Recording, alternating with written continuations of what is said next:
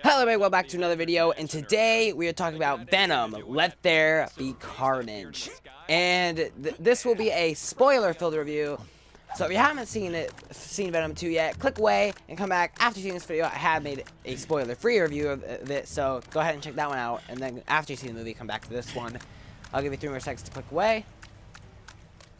Now let's start talking about some spoilers. So similar to what I said in my spoiler-free review, I enjoyed it. I thought it was a fun time. But that's also because I'm such a huge Venom and Carnage fan, because I love all the Spider-Man characters. They're awesome. But yeah, because I have to say, in the beginning, but besides the Venom and Eddie stuff, which was kind of funny and fun, besides that, it felt like it could have been a bit better. Like I was hoping we'd get to Carnage faster than we did the Carnage action. But it still wasn't too bad. And Carnage, even though he was in a PG-13 movie, he still is pretty awesome. And there are some fight scenes that are a bit iffy, but they weren't as bad as I was expecting. Yeah, so I also wanted to see more of Venom and Carnage fighting. I wish we did see more of that. We only got it in the finale, which I'll talk about in a little bit. So I was hoping we'd get a little bit more of it throughout the movie. But I guess it's okay. Because, like, I know the movie is kind of short. It's like only an hour and a half, I believe, which is both a good and a bad thing. Because on the one hand, that means they didn't stretch out the story, which is a good thing. It gets annoying when they stretch out a story, because sometimes you can really tell they are. But I also felt like we should have gotten more time with Carnage, and they should have had a few more Venom versus Carnage fight scenes. But, you know, oh well. And I feel like the tone of the movie, similarly to the first one, is kind of all over the place. I still enjoyed it, but it's definitely everywhere. Because, like, one moment, they're cracking a joke. The next moment, Carnage is, like, murdering someone in, like, this brutal way. Like you see in the trailer, he sticks his tongue down people's throats to kill them. He also does a bunch of other stuff. So, and then they crack another joke. Keep up the good but work. still, I didn't mind it, because, well, I enjoyed it. And I feel like Carnage is also one of the best part about this movie. I feel like they handled him really well, and I actually didn't mind his connection with Shriek. I thought that was actually played out pretty nicely. It was kind of cool to see this, like, unique version, this take on Carnage, where there's actually someone he does care about, and that makes him and the symbiote disagree, because I don't remember ever seeing that in the comics or video games before. I'm pretty sure for the most part they completely agree, kill everyone, and that's pretty much it. So it's kind of interesting seeing how Cletus Kasady actually cared about someone, and that caused conflict with the symbiote, which was interesting to me, because I don't remember ever seeing that before. I know Carnage and Shriek have teamed up before in the comics, but I don't remember there being that love connection that there was in this film.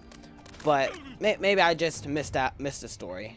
And also, I have to point something out that Venom does, because Venom, like, towards the middle of the movie, him and Eddie get into a fight. They split ways, but he needs to be on a person. He needs a host, so he's going body hopping from one body to the next. But in the first film, whenever Riot did this, whenever he left the body, that person died. So does that mean Venom just killed a whole bunch of innocent people?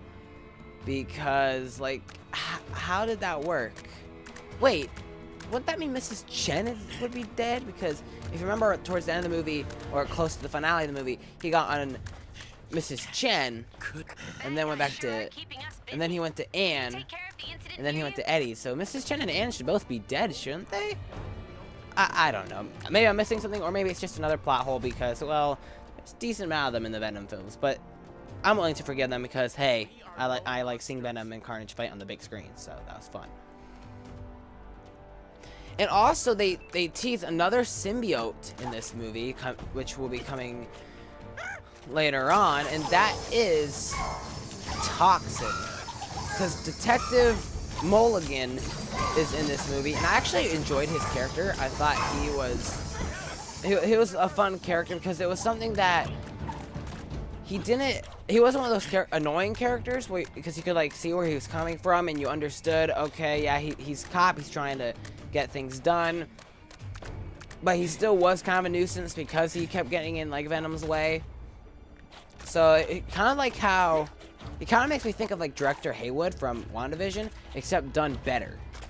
That's kind of what it makes me think of, which is interesting because I know some people would argue that WandaVision is way better than Venom 2, but Venom 2 I feel handles that kind of a character better. But then again, there's a whole lot of differences between them. That's just kind of who he reminds me of a little bit. But in the comic books, Detective Mulligan actually gets the symbiote Toxin. So at first I actually didn't know this going into the movie, so when they teased that with his blue eyes, I was like, okay, what's going on there? Is he gonna be the next villain or something?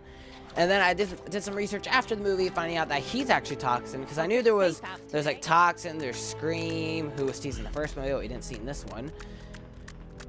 And then there's like a whole bunch of others, but I didn't know that Detective Mulligan turns into Toxin. So that was something I learned that was interesting. I didn't know that. And I thought it was kind of interesting, especially because, well, it didn't seem like, how did he get the Toxin symbiote? Like, what made his eyes blue? Because I don't remember a symbiote actually getting on him, except for maybe Carnage grabbing him or something. Or maybe Venom grabbing him. Because besides that, Shriek just kind of, you know, beat him up a lot and like hurt his eye and all that stuff. So how did he get the Toxin symbiote? That kind of, I don't know. Maybe we'll find out in Venom 3. But yeah, and I feel like now we should talk about what most people are talking about when it comes to this movie, and that is the end credit scene. Actually, I want to talk about one more thing first, because I'm being Carnage and it reminded me of it. The final battle, let's just talk about that first. The final battle was pretty awesome, I feel. I really enjoyed the final battle, and I liked the way they incorporated the bell. Every time the bell rang, the people fighting would switch from Venom to Eddie and Carnage to Cletus, so then Eddie and Cletus would fight, and then they switch back to Carnage and Venom. I thought that was cool. Also, them fighting in a church kind of reminds me of Spider-Man 3 a little bit, because of Venom getting on Eddie in a church in Spider-Man 3. And there was also a scene that kind of reminded me of the Amazing Spider-Man 2, because when Anne is hanging from like the top of the bell or the tower or whatever in that church, and then Venom was holding on to her, the way that scene was shot with like that camera like pointing down towards Anne, and then it points it up towards Venom, that kind of, it just reminded me a lot of Gwen Stacy's death in Amazing Spider-Man 2, because the way that was shot and the way that turned out. At least that's what it reminded me of. Except, you know, Anne survives and Gwen, well, she didn't. But yeah. And also, I was kind of surprised that everybody, well, all of our main characters survived, because I thought at least one main character would die, because, well, it's Carnage. Not counting Carnage himself, or Shriek. I was expecting, like, the one I was expecting to die the most was Dan, Anne's husband. Because, I don't know, I feel like he was the most obvious one to die. I thought he was going to, but I guess not. Because all the main characters survived, except for Carnage and Cletus, who I'm really kind of sad that they killed them off, because I really wanted to see more of them. I was really hoping they would keep them alive and have an end credit scene being like, oh look, they're still out there, they could always fight again. But no, instead they have Venom eat the Carnage symbiote and then bite Cletus' head off. So yeah, I don't think we'll be seeing them again. But then again, the end credit scene might beg to differ. Because in the end credit scene, there is only one. Oh, hold on. In the mid credit scene, we see Venom and Eddie hiding out in like this motel thing room, and Venom is like, I'm about to show you some of the knowledge that us symbiotes know. And right as he's about to do this, Eddie, or not Eddie, but something happens. There's like this ripple effect in the room changes, and it's like, okay, what just happened? And then it's not Venom, because Venom says he has no idea what's going on, or at least he claims. But what happens is we see on the TV, we see the Daily Bugle, a Daily Bugle report, and it says, and it shows Spider-Man and Tom Holland's Spider-Man unmasked, and it shows J.K. Simmons as J. Jonah Jameson saying how this menace was unmasked as Peter Parker, and he's wanted for the death of Mysterio. And then Venom, all creepy like, says this guy, and licks Tom Holland's face on the screen, which is definitely weird for more than one reason. And I wonder what this means for the future of both Venom and the MCU. Because, like, one, they just teased that Toxin's out there, so how's this gonna work? Because Toxin's in Venom's world, but Venom is now in the MCU.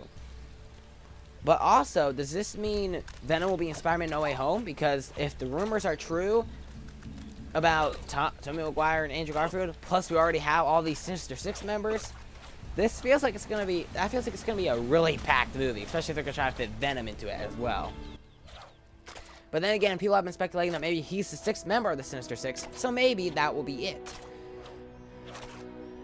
But yeah, because I'm wondering how this is gonna work out, because this means, like, what does this mean for Morbius as well? Because, like, even in the trailer we saw Michael Keaton, who I guess they never outright said he's Vulture, but it's pretty obvious that it looks like he's gonna be Vulture in that movie. So, like, what does all this mean, and I wonder where all this is heading. I think we're gonna find out more in No Way Home, as well as the Multiverse of Madness. But now I'm very curious to see how Venom and possibly Morbius will fit into this world, because Venom 3, we have no idea when that will happen. But after Eternals, because I don't think that's going to get too much into the multiverse. It might, because of the end credit scenes. But when it comes to movies, the movies after that, we have No Way Home, and then after that we have Morbius right after that in January, because we have No Way Home December, and then we have Morbius in January of 2022. And then we have Doctor Strange Multiverse of Madness in March of 2022. So Spider-Man, Morbius, then Doctor Strange. So I wonder how Morbius might tie into that, especially if we see Michael Keaton, and if in the trailer it looked like we saw a picture of Tobey Maguire's Spider-Man graffiti on the wall. Maybe, we could be wrong about that. Maybe there was a glitch or something, I don't know. But I'm very curious what this means going forward. And does this mean we'll see Tom Holland with the symbiote suit? I mean, I don't know how they would do that, seeming how, you know, he's already found his perfect host with Eddie, but I don't know. Also, are they going to fight each other? Are they going to team up? Or is it going to be both? I'm so curious as to what's going to happen. There's so many questions. Pretty good end credit scene, though, especially because I was not expecting this. I sadly did have it spoiled for me because of the, you know, stupid internet. I mean, it wouldn't have gotten spoiled for me if I stayed off the internet, but, you know, that was hard. But before that movie came out, President Bear, I had no idea that they were gonna have this end credit scene. Well, I guess I can't say that, because they did it early, like a really early fan screening of this movie, and everybody said, "Oh my goodness, end credit scene of this movie is amazing." So I thought, okay. So is it gonna be Spider-Man or Doctor Strange or something? And I turned out to be right. So yeah, that was awesome. Also, back to Carnage. I feel like he was perfectly casted as Woody Harrelson. I think yeah, that's his name. I thought that was a great casting choice, because that's another thing they said during when that fan screening came out. And that's all I think I have to say about Venom Let There Be Carnage. Oh wait, no, there's one more thing. I feel like they technically do have an excuse on how they can bring Venom back, even though or Carnage back, even though they killed him, and that is multiverse. Because Carnage died in the Sony universe, but not in the MCU. He could show up in the MCU, he could show up in a different universe, and then multiverse stuff pulls him into the Venom or MCU. There's so much possibility. especially with this multiverse coming up. I'm so excited to see what's going on. And yeah, thank you so much for taking time to watch. If you like this video, please hit like. If you want to see more videos like this, I've reviewed Black Widow and Shang-Chi. Plan on doing No Way Home, Doctor Strange, Multiverse Madness, Eternals, and a couple others. We'll see how things go. I mean, I was late to this and Shang-Chi, so I guess we'll see what happens. But I've also done a bunch of other stuff, like reviewed some of the Disney Plus shows. I played Marvel's Avengers, Fortnite, and stuff like that. So if you want to see more of that, please consider hitting the subscribe button, and hit the notification bell so you know when I post and go live. And I hope to see you guys in the next video. Bye.